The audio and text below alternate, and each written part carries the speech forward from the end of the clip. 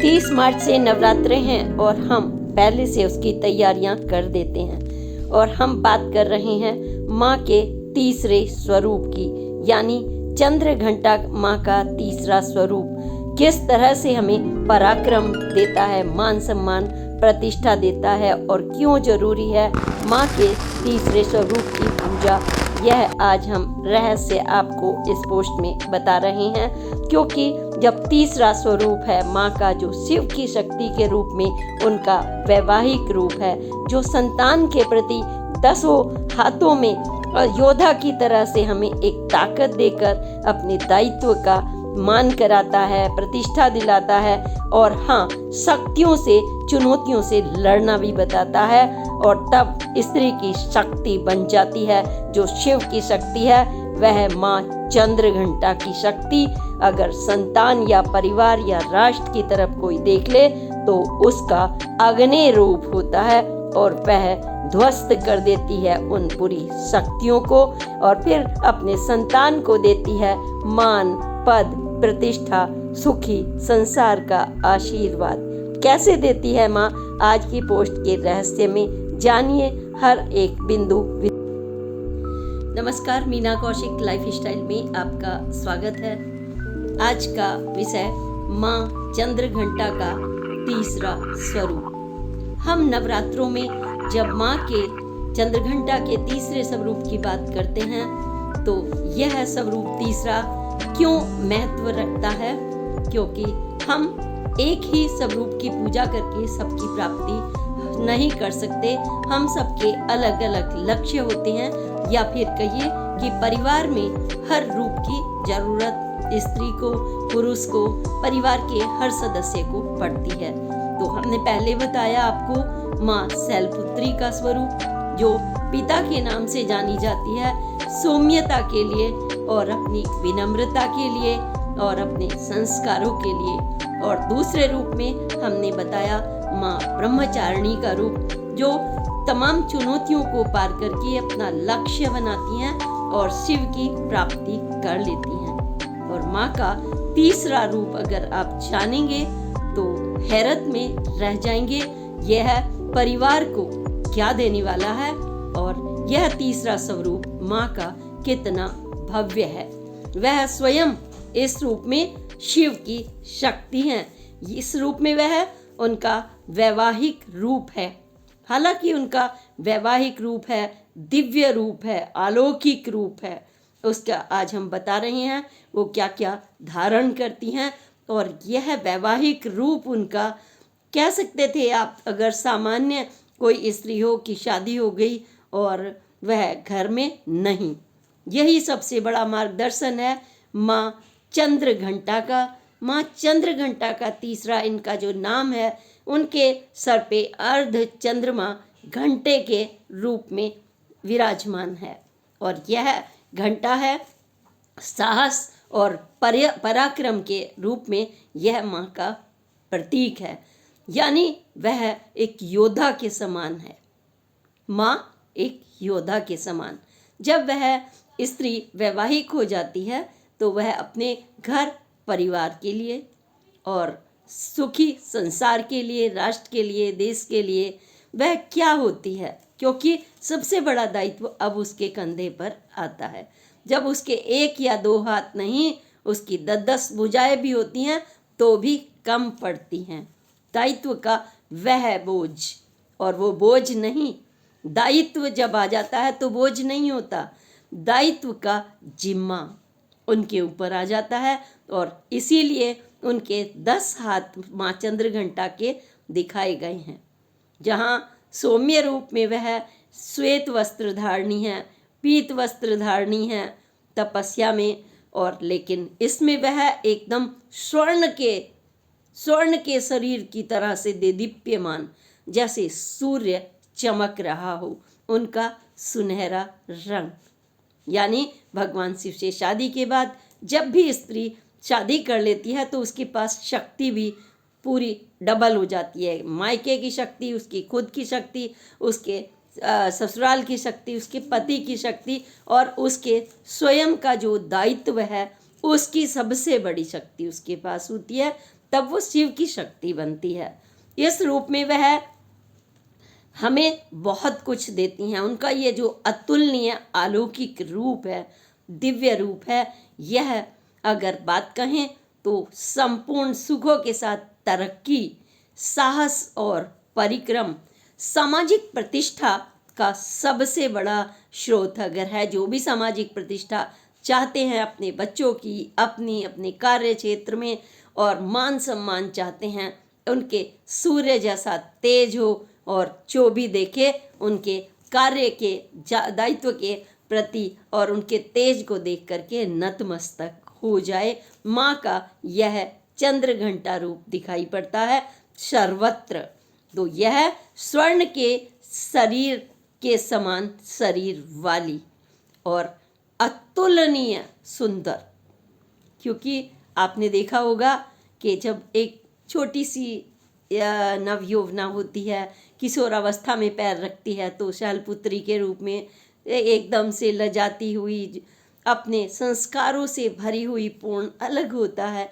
फिर वो तप में अपना उसके तप शुरू हो जाती हैं, चुनौतियाँ शुरू हो जाती हैं, तब उसका अलग रूप होता है। तब वह तमाम टकराती है उनसे, तब उसका रूप पर भी थोड़ा प्रभावित हो जाता है। लेकिन इस समय आकर के एक स्त्री का रूप तेजस्वी हो जाता है और वह पति, बच्चे, संतान, परिवार, राष्ट्र की एक ताकत बनती है। यह देती है माँ का चंद्र घंटा का स्वरूप, जो है आपको साहस, पराक्रम, तरक्की और देता है आपको मान, प्रतिष्ठा। जो जिसको भी यह चाहिए तो इस रूप की पूजा उनको अवश्य करनी होगी और इन्हीं गुणों को अंगीकार भी करना होता है माँ के इस रूप में। और इनके आप सोचिए, जब हमारे पास कुछ नहीं होता तो आप झुका झुका सा महसूस करते हैं, आपके पास काम नहीं होता तो आप झुका झुका सा महसूस करते हैं दूसरे के सामने। लेकिन जब आपके पास ताकत होती है, 10 भुजाओं वाला आपके अंदर एक पराक्रम होता है, तो आप किसी के सामने नतमस्तक नहीं होते।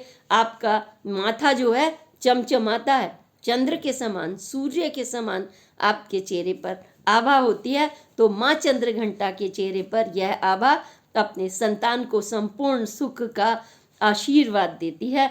यह देखिए, उनका मुकुट देखिए, रत्नों से जटित माँ का मुकुट, चंद्र घंटा माँ का जो मुकुट है रत्नों से जटित, और पराक्रम के योद्धा के रूप में आ जाओ भाई दुश्मनों, तुम्हारी खैर नहीं, बुरी विकृतियों की खैर नहीं मन की। जो बुरी कोई निगाह रखे संतान पर या प्रजा पर, उसकी कोई खैर नहीं। वो घंटा उनके माथे पे बजता है, ऐसी ध्वनि आती है कि माँ आ गई, सिंह की उनकी सवारी है, रत्नों से जटित। आप सोचिए, कल्पना करिए उस माँ के रूप की, जब आप पूजा करें कि वो आपको क्या देने वाली हैं, क्योंकि आप उनकी संतान हो। जिस भक्ति से आप पूजा कर रहे हो, आप उनकी संतान हैं, तो वो अपने संतान को अपने आशीर्वाद से तो खाली रख नहीं सकती। जो उनके पास है वो तो सब आप ही का है। तो यह उनके एक हाथ में खड़क, भाई खैर नहीं, संतान के प्रति या प्रजा के प्रति, परिवार के प्रति एक औरत जब आ जाती है वैवाहिक रूप में, तो उसका दायित्व बढ़ जाता है। वह एक छुई मुई नहीं रहती, तब उसके हाथ में खड़क भी, उसके हाथ में बाण भी, जो ये शिव की शक्ति है माँ चंद्रघंटा। उनके हाथ में एक में त्रिशूल जो शंकर भगवान ने उनको दिया, एक हाथ में सूर्य ने जो उन्हें तलवार दी जगमगाती हुई, और गदा, अस्त्र शस्त्र, और विष्णु भगवान का हाथ में चक्र, एक हाथ में कमल, और इसी के साथ कमल भावनाओं का ये हमेशा रहेगा माँ के हाथ में, क्योंकि माँ जो होती है भावनाओं की जो प्रतिमूर्ति होती है, भावनाओं से ही उसके अंदर एक शक्ति आती है। ये मेरा है, मुझे इसका संरक्षण करना है, मुझे इसको पालना पोसना है, मुझे इसको विकसित करना है, मुझे इसे प्रभावी बनाना है। ये सारे माँ के दायित्व हैं। आप सोचिए, माँ के दायित्व हैं, पिता के शक्ति हैं। क्यों? पिता की शक्ति तो माँ से ही है ना, दोनों अर्धनारीश्वर हैं। तो यह सिंह जो सवारी है वो भी इनको भगवान सूर्य ने ही प्रदान की। तेज है उनका, सूर्य का तेज है। तो यह अर्ध चंद्रमा से लेकर के उनके मस्तक पर चमकता हुआ रत्नों का जो किरीट यानी मुकुट है बता देता है कि दहाड़ता हुआ सिंह पर माँ विराजमान है, कोई नहीं देख सकता। उनके हाथ में 10 हाथों में अस्त्र शस्त्र, वो योद्धा के रूप में है। जैसे योद्धा हमेशा वो आलस्य नहीं करता, वो सोता नहीं है, वह उसकी आंखें खुली रहती हैं, वो सतर्क रहता है। तो एक माँ और पिता का यही स्वरूप होता है। जब आप नवरात्रे रखते हैं तो हर रूप में आपको ये ध्यान जरूर रखना होगा, जिस भी रूप की पूजा कर रहे हैं वह 9 के 9 रूप को अगर आपने आत्मसात नहीं किया तो आपने माँ का आशीर्वाद कहाँ से ले लिया, क्योंकि माँ के पास जो है वो सब कुछ आप ही को तो देने के लिए है ना। और जब हम भक्ति करते हैं तो हम दोनों एकाकार हो जाते हैं आपस में। जब हमारी आस्था, निष्ठा, धर्म, आप देख रहे हैं ना महाकुंभ में आस्था, कितनी घटनाएं हो जाएं, रेलवे पर भाग हो जाए, भगदड़ मच जाए, लेकिन आस्था नहीं डिग रही। क्यों? क्योंकि आस्था उनकी अपनी जगह है। तो यह जब एकाकार कर लेती है तो वो चुनौतियों से टकराना जानता है, और चुनौतियों से टकरा करके यह वैवाहिक रूप में जो हम पूजा करते हैं माँ का इतना बड़ा रहस्य की एक कहानी भी है। वह यह कि जब देवताओं का इनका अवतरण कैसे हुआ, माँ चंद्रघंटा का, हमारे जितने भी देवी देवता हैं, पंच देवता हैं, इनका अवतरण किस किस तरह से हुआ है सृष्टि के अवतरण में। तो यह राक्षसों का आनंद जो आतंक बढ़ रहा था, वो सोच रहे थे कि एक के बाद एक जो प्रवृत्ति होती है मन में भी होती है हम लोगों के भी, कि अगर मिल गया तो चैन नहीं, ये प्रवृत्ति होती है कि उसे किसी भी तरह से साम दाम दंड भेद बढ़ा लें, और इन विकारों पर आपको पाना होता है विजय। क्यों? यह विकार आदमी को नष्ट कर डालते हैं और यह संतुष्टि का जीवन नहीं देते, सुख का नहीं देते, आनंद का नहीं देते, मारामारी का देते हैं। तो उन दिनों यह इंद्र का शासन पर कब्जा कर लिया था राक्षसों ने, देवता इंद्रराज सोचिए। तो देवता चिंतित हो रहे थे, और यही नहीं थे, वो कह रहे थे कि अब हम स्वर्ग लोक पर अपना कब्जा जमाएंगे। तो क्योंकि बुरी प्रवृत्तियों का यही रहता है कि वहाँ उन्होंने चिंता हुई जब देवताओं को, तो उन्होंने ब्रह्मा विष्णु महेश का विनती की कि आप इन आतंकियों से हमें बचाएं, कैसे बचाना है। तो उस समय उन्होंने देखा कि इतनी सारी हमने व्यवस्था बना रखी है, सब कुछ कर रखी है, किसी को आशीर्वाद भी जो जैसा तप करता है उसको वैसा फल भी मिलता है, इसके बावजूद यह मारामारी, तीनों को बहुत गुस्सा आया, और गुस्से में उनके जो गुस्से से जो ऊर्जा शक्ति निकली उसको समाप्त करने के लिए वह ऊर्जा शक्ति से माँ चंद्रघंटा का एक दिव्य रूप में अवतरण हुआ। यह है माँ दुर्गा का रूप, यानी चंद्रघंटा का रूप, जो उनके 10 हाथों में अस्त्र शस्त्र हैं वैवाहिक रूप में, और वह पूरी अपनी दैदीप्यमान उनकी छवि और सुंदर, जो एक बार देखे तो बस माँ कह कर के पुकार उठे, और तब माँ का पूरा आशीर्वाद उन्हें मिल जाए। तो देवताओं को उनका आशीर्वाद मिला, और उन्होंने गर्जना करते हुए सिंह के ऊपर बैठ के हाथों में 10 अस्त्र ले करके, स्त्री का यही रूप होता है अपने परिवार के लिए कि आ जाओ, कौन सा राक्षस है हम देखते हैं। और बस माँ गरजती हुई पहुंच गई, और महिषासुर का उन्होंने सिंह की सवारी पर चढ़कर अंत कर दिया।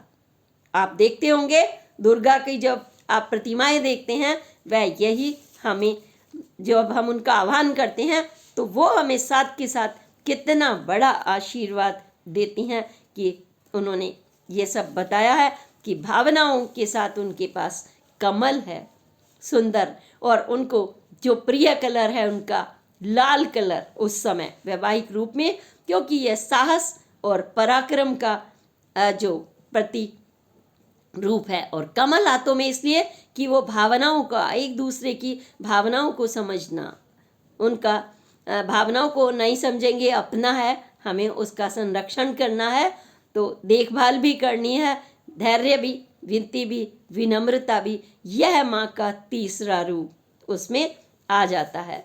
और फिर इस रूप के साथ वह सब कुछ वह दे देती हैं जो मान, प्रतिष्ठा, सम्मान अपने परिवार को चाहिए। और इस समय वह सुस्ताई हुई स्त्री नहीं है, ना तप में वह, उस समय वह पूरी तरह से एक योद्धा है। तो आपको भी यही गुण माँ से नवरात्रे 30 मार्च से शुरू हो रहे हैं। शैलपुत्री, ब्रह्मचारिणी, तीसरा चंद्रघंटा। हम एक एक करके आपको सभी रूप और पूजा विधान भी बताएंगे। अब जब हम पूजा करें उनकी, तो धार्मिक आस्था सबसे पहले कहती है कि हम मन, क्रम, वचन से शुद्ध हो जाएं। जैसे आप इंटरव्यू कहीं देने जाते हैं तो पूरी तरह से परफेक्ट होके जाते हैं ना, सूटेड बूटेड नहा से, और ये भी ध्यान रखते हैं कि वो आईएएस की परीक्षा है, क्लरिकल है, यूपीएससी की है, फैक्ट्री में है, अखबार पत्रकारिता में है, कहाँ है, उसके अनुरूप आप वस्त्र पहनते हैं, कपड़े पहनते हैं, उसके अनुरूप आप अपनी पूरी तैयारी करते हैं। ठीक इसी तरह से माँ चंद्रघंटा का जब आप पूजन करें तो आपको तैयारी करनी है पूजा की।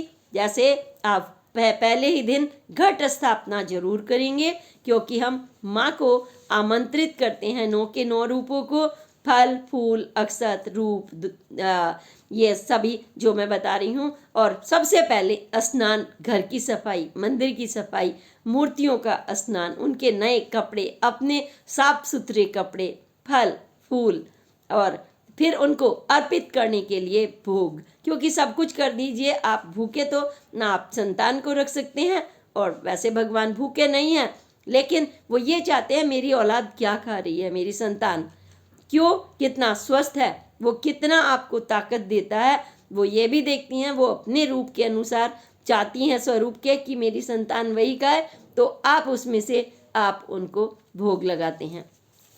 तो स्नान करें, आप चंद्रघंटा की जब पूजा करें, साफ कपड़े पहने, और माँ को लाल कलर अति प्रिय है। लाल आसन पर या पीले आसन पर माँ को चौकी पर, वहाँ पर स्वास्तिक वगैरह बना करके, उनका आसन बिछा करके वहाँ उनको स्थापित करें। फल फूल चारों तरफ सज्जित करें वहाँ, और धूप जलाएं, दीप जलाएं, घी का दीपक जलाएं, अक्षत रखें, चुनरी रखें माँ के लिए लाल कलर के पीले, और फूल रखें, कमल का फूल अवश्य रखें, और घी के दीपक की ज्योति के साथ सुगंधित, यानी आप इत्र भी वहाँ पर रखें।